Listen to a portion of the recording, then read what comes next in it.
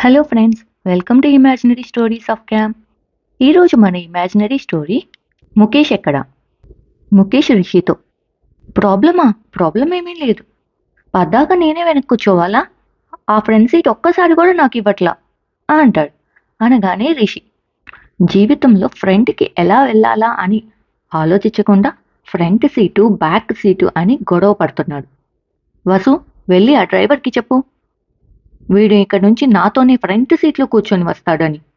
అనగానే ముఖేష్, హ, ఏదో మాట వరుసకన్నాను, దానికోసం ఇలాంటి వైట్ డెసిషన్స్ తీసుకోవాలా? అవసరం లేదులే. ఒకవేళ వెనక సీట్లో ప్లేస్ లేకపోతే కార్ డిక్కీలో కూర్చొనైనా నేను వస్తాను అని ముఖేష్ బయటికి వెళ్తాడు. రిషికి నవ్వొస్తుంది. పక్కకి చూడగానే వసు సీరియస్గా ఉంటుంది. వెంటనే వసు రిషితో, పాపం, వాడిని ఎందుకు అలా అన్నారు అని అంటది. అనగానే రిషి, అడ్జస్ట్ అవ్వటం తెలియొద్దా వసు? అందరూ కలిసి గారాబం చేసి వాడిని అలా చేశారు అంటాడు. అనగానే వసు, మళ్ళీ మా దగ్గరికి వచ్చారు అంటది. అనగానే రిషి, మరి మీరేగా వాడిని చెడగొట్టింది అంటాడు. అనగానే వసు, ఇలాగే అంటూ ఉండండి, ఎప్పుడూ ఒకరోజు ముఖేష్ నా కొడుకు అని గర్వంగా చెప్పుకునే రోజు వస్తుంది అంటాడు. అనగానే రిషి, సరే కానీ నాకు టిఫిన్ పెట్టు, టైం అవుతుంది అంటాడు. వసు సీరియస్గా టిఫిన్ పెట్టిద్ది. రిషి నవ్వుకుంటూ, రా టిఫిన్ చేద్దు గాని అంటాడు. నాకు ఆకలిగా లేదు అంటది సీరియస్గా. అనగానే రిషి వసు చెయ్యి పట్టుకొని లాగుతాడు. వసు వెళ్ళి చైర్లో కూర్చుంటది.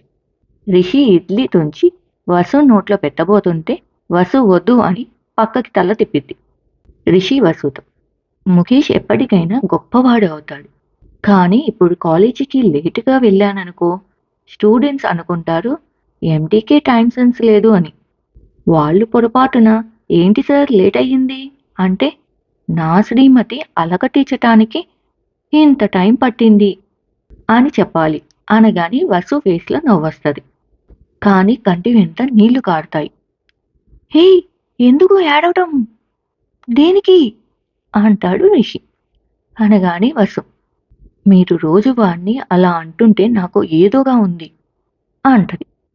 అనగానే రిషి నవ్వుతూ, ఇంత సెన్సిటివ్ అయితే ఎలా? ఏదైనా వాడి మంచి కోసమేగా చెప్తున్నాను అంటాడు. అనగానే వసు, "ఉమ్" అంటది. అనగానే రిషి, వాడు ఎప్పటికైనా గొప్పవాడు అవుతాడు అంటాడు. అనగానే వసు, నిజంగానా? లేక నన్ను ఓదార్చటానికి చెప్తలేదు కదా అంటది. అనగానే రిషి, లేదు, చూస్తూ ఉండు, వాడిలో టాలెంట్ ఉంది అంటాడు. అనగానే వసు, ఆ, అది నాకు తెలుసు, మొన్న కూడా ఒక ఐడియా అని చెప్పాడు అని చెప్పబోతుంటే రిషి, సరే, తర్వాత ఇంకో రోజు వింటాను, నాకు ఈరోజు అడ్మిషన్స్ టీంతో మీటింగ్ ఉంది, త్వరగా వెళ్ళాలి అంటాడు. అనగానే వసు, సరే, ఇంకో రోజు చెప్తానులే, తీరిగ్గా రండి తినండి అని ప్లేట్లో చట్నీ వేస్తుంటే రిషి ఒక ఇడ్లీ తుంచి వసుకి పెడతాడు. వసు నవ్వుతూ రిషికి పెట్టిద్ది. రిషి మనసులో, వాడిని ఒక్క మాట అన్నా ఊరుకోరు, వాడిని ఎలా దారిలో పెట్టాలి అని ఆలోచిస్తూ ఉంటాడు. ఇద్దరూ తినటం అయినాక కాలేజీకి వెళ్తారు. రిషికి ఫస్ట్ క్లాస్ ముఖేష్ వాళ్ళదే. దేవ్ అండ్ రక్ష చాలా హ్యాపీగా ఉంటారు. ముఖేష్ మాత్రం కొంచెం డల్గా ఉంటాడు. కానీ రిషి ఎక్కడా ముఖేష్ని ఆన్సర్ కూడా అడగడు. మళ్ళీ ఏమైనా అంటే వసు ఫీల్ అయ్యిద్ది అని. అలా క్లాస్ అయిన తర్వాత నెక్స్ట్ క్లాస్లో ముఖేష్ క్లాస్ వినకుండా రక్ష పక్కన ఉన్న వీణాని చూస్తూ ఉంటాడు. అది గమనించిన రక్ష కొంచెం తల ముందుకి అంటది. ముఖేష్ ఇంకా ముందుకి వంగి చూస్తూ ఉంటాడు. రక్ష ఇంకా ముందుకి అంటది. ముఖేష్ ఇంకా కొంచెం ముందుకి వంగుతాడు. రక్ష ఇంకా ముందుకి అంటది. ముఖేష్ మనసులో, దీనికి డౌట్ వచ్చిందా అనుకుంటాడు. వెంటనే రక్ష, తల బెండ్ అయ్యిద్దేమో చూసుకో అంటది ముఖేష్ వైపు చూసి. ముఖేష్ సరిగ్గా కూర్చొని, వచ్చింది దీనికి డౌట్ అనుకుంటాడు. ఇంతలో అటెండర్ వచ్చి, ఇక్కడ వీణా చౌదరి ఎవరు అనగానే వీణా లెగుస్తుంది. మిమ్మల్ని వసుధర మ్యామ్ పిలుస్తున్నారు అంటాడు. అనగానే వీణా, ఓకే వస్తున్నా అని అంటది.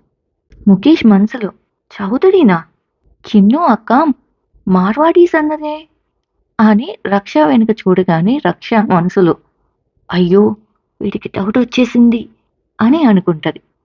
చెప్తా నీ పని, నా చేతిలో అయిపోయావు అంటాడు ముఖేష్ రక్ష వైపు చూసి. వెంటనే రక్ష ఆ అంటది నాలుక బయటకు పెట్టి. ఇంతలో వేరే మ్యామ్ వస్తది. క్లాస్ అయినాక బ్రేక్ టైంలో ఒక అబ్బాయి జితేంద్ర పేరు, అతన్ని జీతు అని పిలుస్తారు. జీతు వచ్చి రక్ష దగ్గర నుంచొని డౌట్స్ అడుగుతూ ఉంటాడు. ముఖేష్ తన ప్లేస్ నుంచి వసుని చూస్తూ గొంతు సవరించుకున్నట్టు అంటాడు. అది విన్న రక్షకి నవ్వొస్తది. ష్ అని సైగ చేస్తది ముఖేష్కి. ముఖేష్ దేవుని పట్టుకొని ఏదో మాట్లాడుతున్నట్లు అయ్యిందంటావా ఇంకా అవలేదంటావా అంటది. అనగానే దేవ్ ఏంట్రా అయ్యేది అంటాడు. అనగానే ముఖేష్ అదేరా వచ్చిన పని అంటాడు. రక్ష సమ్ చెప్తూ అర్థమైందా అంటది జీతుతో. వెంటనే జీతు హా అయ్యింది థ్యాంక్ యూ అంటాడు. అనగానే రక్ష యు ఆర్ వెల్కమ్ అంటది. జీతు నవ్వుకుంటూ వెళ్తాడు. వెంటనే ముఖేష్ రక్షతో ఓయ్ ఓయ్ అంటూ రక్ష వైపు చూసి అంటాడు. అనగానే రక్ష ఓయ్ ఏంటి అంటది. అనగానే ముఖేష్ మా బ్రదర్ దొరికేసినట్లున్నాడు అంటాడు. అనగానే రక్ష చంపేస్తా అంటది. వెంటనే దేవ్ ఏంట్రా అర్థం కాలేదు అంటది. అర్థం కాలేదంట చెప్పనా అంటాడు ముఖేష్. అనగానే రక్ష చంపేస్తాన్రా నిన్ను అంటది. వెంటనే దేవ్ ఏమైందిరా అంటాడు. అంటూ ఉండగా వేరే సార్ వస్తారు. అందరూ ఎవరి ప్లేస్లో వాళ్ళు కూర్చుంటారు. ఆ క్లాస్ అయిపోయిన తర్వాత లంచ్ టైంలో రక్ష, ముఖేష్ అండ్ దేవ్ క్యాంటీన్కి వెళ్తారు. దేవ్ అండ్ రక్ష కూర్చొని ఉంటారు. ముఖేష్ ఫుడ్ తీసుకుని రావటానికి వెళ్తాడు. ఏంటి ఇందాక వాడేదో అంటున్నాడు అంటాడు దేవ్ రక్షతో. ఏమీ లేదు అంటది రక్ష. అంటూ ఉండగా జీతు వచ్చి హాయ్ ఇక్కడ ఎవరైనా ఉన్నాడా అంటాడు.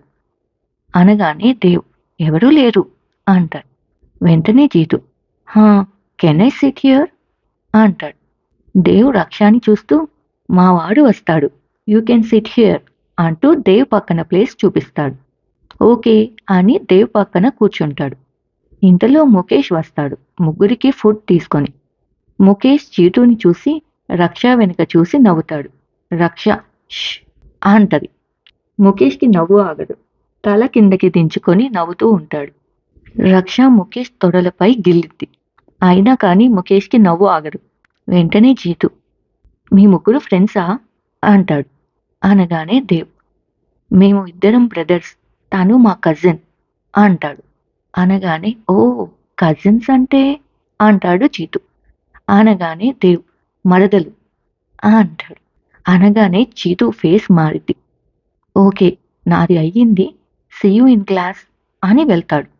వెంటనే ముఖేష్ ఫీల్ అయినట్లున్నాడు you are ready to mingle అని చెప్పనా అంటాడు రక్షతో. రే ఆపరా బాబు అని దండం పెట్టిద్ది. వెంటనే ముఖేష్ నిన్న నన్ను ఎంత ఆడుకున్నావు మరి అంటాడు. అనగానే రక్ష ప్లీజ్ రా అంటది.